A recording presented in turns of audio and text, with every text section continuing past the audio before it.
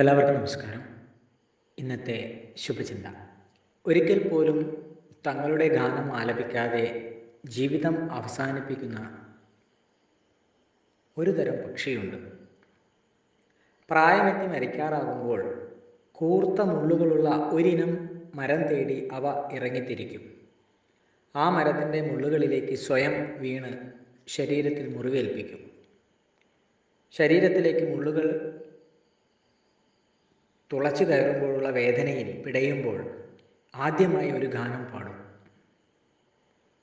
അതുതന്നെയായിരിക്കും ആ പക്ഷിയുടെ അവസാന ഗാനവും. ഉള്ളിലെ സംഗീതം ആലപിക്കാതെ മടങ്ങേണ്ടി വരുമ്പോഴാണ് ജീവിതത്തിൻ്റെ അർത്ഥം പോലും നഷ്ടമാകുന്നത്. അവിശ്വാസം കൊണ്ടോ ആത്മഭയം കൊണ്ടോ അവഗണിച്ച കഴിവുകളുടെ അമിതഭാരം താങ്ങാനാവാതെയാണ് പലരും ഹൃദയം തകർന്നു വീഴുന്നത്. എന്തിനാണ് ജീവിതം വിലാപഗീതങ്ങൾ കൊണ്ട് മാത്രം നിറയ്ക്കുന്നത്? എല്ലാവർക്കും നന്മകളുണ്ടാകട്ടെ.